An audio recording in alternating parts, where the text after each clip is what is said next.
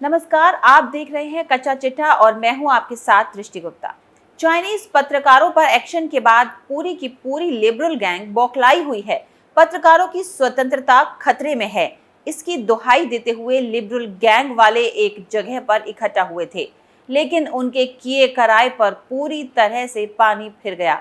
जिस वक्त liberal gang वाले चाइनीज पत्रकारों के फेवर में इकट्ठा होकर रणनीति बना रहे थे, उसी वक्त एक पत्रकार ने उसके सारे के सारे अरमानों पर पानी फेर दिया। एक तो चीन से पैसा लेकर अपने ही देश की छवि को बिगाड़ने में इन्होंने कोई कसर नहीं छोड़ी, और जब रंगे हाथों पकड़े गए हैं जो बिना पानी की मछली की तरह तड़पने लगे हैं। क्या है पूरा मामला और किस पत्रकार ने इनके सारे अरमानों पर पानी फेर दिया है, इसी का पूरा कच्चा चिट्ठा आज खोलेंगे। पुलिस के एक्शन से बौखलाई लिबरल गैंग। चाइनीज पत्रकारों की सबके सामने खुली पोल। चीन से पैसा लेने वालों को मुंह छिपाने की भी जगह नहीं। लिबरल गैंग के झुंड में ही खुल गया सारा राज। दिल्ली पुलिस ने मीडिया संस्थान न्यूज क्लिक के संस्थापक प्रवीर पुरकायस्थ और एचआर हेड अमित चक्रवर्ती को गिरफ्तार किया है। संस्थान से जुड़े बाकी तथाकथित पत्रकारों अभिसार शर्मा, उर्मिलेश और परजॉय गुहा ठाकुरता से भी पूछताछ की गई। मामला है चीन से फंडिंग का। इसका खुलासा किसी भारतीय मीडिया संस्थान ने नहीं, बल्कि अमेरिकी अखबार न्यूयॉर्क टाइम्स ने किया। आरोप साफ हैं, चीन के एजेंडे को आगे बढ़ाने के लिए इस मीडिया पोर्टल को 38 करोड़ रुपए की फंडिंग की गई। सबसे बड़ी बात, मामला अवैध लेन देन का है, मनी लॉन्ड्रिंग का है। चीन और भारत की कंपनियों में कई करार हुए होंगे, लेकिन ये सरकार से छिपाकर पिछले दरवाजे से हुई डील थी। इन सब के पीछे है करोड़पति नेवल रॉय सिंघम, जो कि चीन की सत्ताधारी कम्युनिस्ट पार्टी की प्रोपेगेंडा शाखा से जुड़ा हुआ है।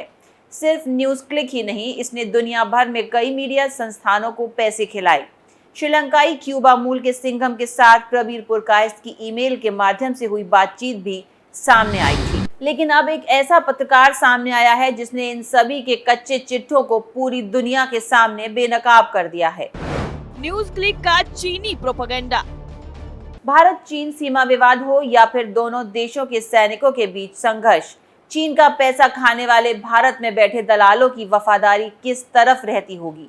जवाब आप जानते हैं। असल में प्रवीर और सिंघम के बीच यही बातचीत हो रही थी कि भारत चीन सीमा विवाद को कैसे रिपोर्ट किया जाए। उत्तर पूर्वी राज्यों पर चीन अपना दावा ठोकता रहा है। भारत में बैठे उसके दलाल चीन के लिए माहौल बनाते हैं। बात देश की संप्रभुता और अखंडता की है। कार्रवाई क्यों नहीं की जाए? न्यूज क्लिक पर छापेमारी के बाद मीडिया गिरोह रोने लगा। गिरोह मतलब चंद लोग जो 2014 से पहले निर्धारित करते थे कि देश में किस चीज की चर्चा होगी, किस एंगल से होगी और कौन सा नैरेटिव चलेगा। इतना ही नहीं, केंद्रीय मंत्रिमंडल तक यही गिरोह निर्धारित करता था। आज उस गिरोह के लोग रोते हैं। आरफा खानम शेरवानी ने भारत पर लोकतंत्र की जननी वाला तंज कसा। ऐसे ही ये गिरोह भारत पर विश्वगुरु वाला भी तंज कसते हैं। देश की हर उपलब्धि पर तंज कसना इनकी आदत है। प्रतीक सिन्हा का क्या कहना? उन्होंने सरकार पर हद पार करने का आरोप मढ़ दिया। ये वही संस्थान है जो मुस्लिम अपराधियों के बचाव में दिन रात एक कर देता है। इसी तरह रोहिणी सिंह ने लिखा है कि पत्रकारिता इस देश में अपराध हो गई है। रोहिणी सिंह को जानना चाहिए कि अपराध पत्रकारिता नहीं बल्कि देश से गद्दारी है। पत्रकारों की तो छोड़ दीजिए, पत्रकारों के संगठनों तक ने इस मामले में न्यूज क्लिक के समर्थन में घोड़े खोल दिए। Press club of India PCI का उदाहरण ले लीजिए। उसने छापेमारी के दौरान ही न्यूज क्लिक के साथ खड़े होने का ऐलान कर दिया। पीसीआई में आनंद फानन में बैठक बुलाई गई। फिर अगले दिन बड़ी संख्या में पत्रकारों को जुटाया गया और विरोध प्रदर्शन किया गया। परजॉय गुहा ठाकुरता को बुलाया गया पत्रकारों को संबोधित करने के लिए। इतना ही नहीं, इस संगठन ने पत्रकारों की तरफ से एक लंबा चौड़ा पत्र लिखकर सुप्रीम कोर्ट के मुख्य न्यायाधीश डीवाई चंद्रचूड़ को भेजा और आरोप लगाया कि देश की जांच एजेंसियों को पत्रकारों के खिलाफ हथियार बनाया जा रहा है। क्या गौतम नवलखा जैसे अर्बन नक्सलियों जो कि भीमा कोरेगांव हिंसा के लिए जिम्मेदार हैं, उनके साथ गठजोड़ कर चीनी प्रोपेगेंडा फैलाना पत्रकारिता है? उन्हें इससे भी दिक्कत है कि जांच एजेंसियों के पास इतनी शक्तियां क्यों हैं? आम पत्रकार ने निकाली हेकड़ी। जब ये पूरा नाटक चल रहा था तो इस दौरान एक पत्रकार ने पीसीआई में ही इन्हें आईना दिखा दिया। उस पत्रकार का नाम है सागर मलिक। सागर मलिक अकेले चीन के दलालों को जेल भेजो वाला बैनर लेकर गिरोह विशेष के पत्रकारों की भीड़ में पहुंच गए। ये ऐसा ही था जैसे भेड़ियों की झुंड में घुसकर कोई शेर घुस जाए। इसके बाद हलचल तो मचनी ही थी, मच गई। सागर मलिक से पूछा जाने लगा कि वो पीसीआई में कैसे घुस गए। सवाल जायज है, आखिर कोई आम पत्रकार इस प्रबुद्ध समूह में कैसे घुस सकता है? ये तो बड़े हैं, देश की जांच एजेंसियों से भी बड़े हैं, सरकार से बड़े हैं, आम जनता से बड़े हैं, इनसे तो कोई पूछ ही नहीं होनी चाहिए। सागर मलिक का एक ही सवाल था उस झुंड से, चीन ने पैसा क्यों लिया? इस पर झुंड की एक महिला पत्रकार उल्टा उनसे पूछने लगी, तुम कौन हो? अब भला कोई आम पत्रकार कैसे एलीट पत्रकारों से सवाल पूछ सकता है? कैसे उनके बीच जा सकता है? उसे अपना धर्म, जाति, कुल, गोत्र, फंडिंग सब बतानी होगी ना। आम के लिए खास के बीच जगह कहाँ? सागर मलिक का लॉजिक सिंपल था, जैसे आप सब पोस्टर बैनर लेकर विरोध प्रदर्शन कर रहे हैं, मेरा भी अधिकार है कि बैनर लेकर खड़े होकर सवाल पूछूं। बस फर्क इतना था कि इनका सवाल थोड़ा कड़वा था, सच्चा था, जो एलीट ग्रुप को हजम नहीं हुआ। लेकिन आखिर एक अकेले पत्रकार इस एलीट समूह से पंगा लेने की हिम्मत कैसे की?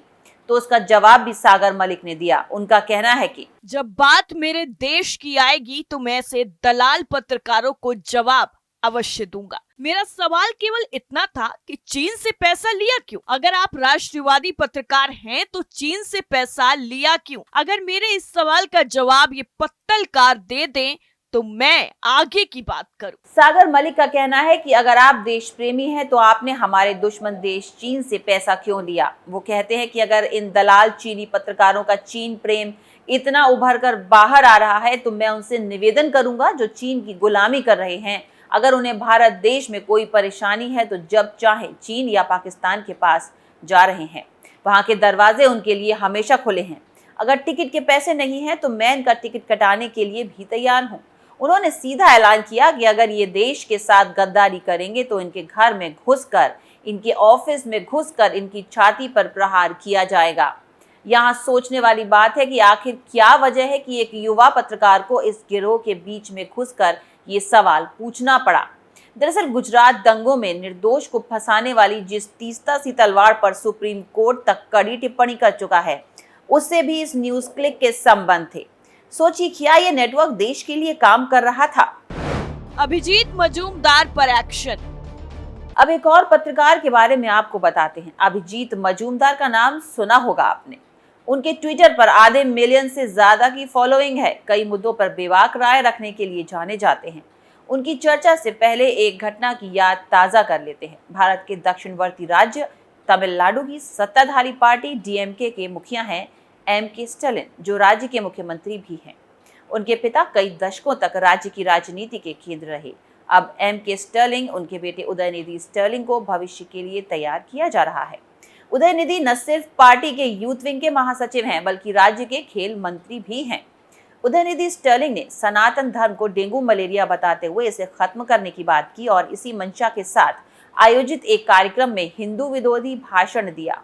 अभिजीत मजूमदार ने फर्स्ट पोस्ट में लिखे गए अपने आर्टिकल में इस बयान की आलोचना की। इस आर्टिकल में अभिजीत मजूमदार ने याद किया कि कैसे 70 के दशक में पेरियार की रैली में हिंदू देवी देवताओं की तस्वीरों को जूते चप्पल से मारा गया था और ब्राह्मणों द्वारा निचली जातियों पर अत्याचार के विरोध के नाम पर ये सब किया गया था। उन्होंने ध्यान दिलाया कि कैसे चोल, पल्लव और परातंग के हिंदू साम्राज्यों का स्थल रहे तमिलनाडु में अब हिंदुओं के खिलाफ घृणा सामान्य हो गई है। इसके बाद क्या हुआ? वो जिस मीडिया संस्थान से जुड़े हुए हैं वहां तमिलनाडु पुलिस के अधिकारी पहुंचे। उन्हें उठाने के लिए वो उस दौरान यात्रा में थे, इस वजह से बच गए। उनके खिलाफ एफआईआर दर्ज कर ली गई। ये सब क्यों? सिर्फ एक आर्टिकल के लिए, बाकी कोई आरोप नहीं। उनके समर्थन में लिबरल गिरोह का एक शख्स भी खड़ा नहीं हुआ। मालिकों की बातें तो छोड़ ही दीजिए। अभिजीत मजूमदार ने इस पर दुख जताया कि जहां चीन की पैरवी करने वालों का समर्थन किया जा रहा है, वहीं जो सही में फांसीवाद का शिकार हो रहे हैं उनके पक्ष में आवाज नहीं उठाई जा रही। उन्होंने याद दिलाया कि कैसे जब बिहार के यूट्यूबर मनीष कश्यप को गिरफ्तार किया गया और उन पर एनएसए लगा दिया गया, तब भी उनके लिए आवाज नहीं उठी। पत्रकारों के समूह में से उन्होंने बंगाल और कर्नाटक पुलिस की तरफ से पत्रकारों पर कार्रवाई का मुद्दा भी उठाया। अभिजीत मजूमदार ने ध्यान दिलाया कि कैसे हमारा देश एक तरह से चीन के साथ अगर युद्ध नहीं तो संघर्ष और प्रॉक्सी वॉर के दौर से गुजर रहा है। ऐसे समय में पत्रकारों का एक गिरोह खुलकर उस मीडिया संस्थान के समर्थन में आ जाता है जो चीन की पैरवी करता है, वहां से फंडिंग लेता है। अभिजीत मजूमदार का कहना है कि फांसीवाद चीखने वाले इस गिरोह को फांसीवाद की परिभाषा का शायद भान नहीं है। तभी विपक्ष शासित राज्यों में पत्रकारों के खिलाफ हो रही कार्रवाई पर इनका मुंह नहीं खुलता। यानी कुल मिलाकर लिबरल वालों ने अपनी एक गैंग बना ली है। अगर उनमें से किसी पर कोई कार्रवाई होती है तो ये लोग छाती पीटना शुरू कर देते हैं, लेकिन बाकी राज्यों में जब पत्रकारों के साथ अन्याय होता है तो फिर इनकी आवाज बंद हो जाती है। कच्चा चिट्ठा में फिलहाल के लिए इतना ही। बाकी खबरों के लिए देखते रहिए कैपिटल टीवी। नमस्कार।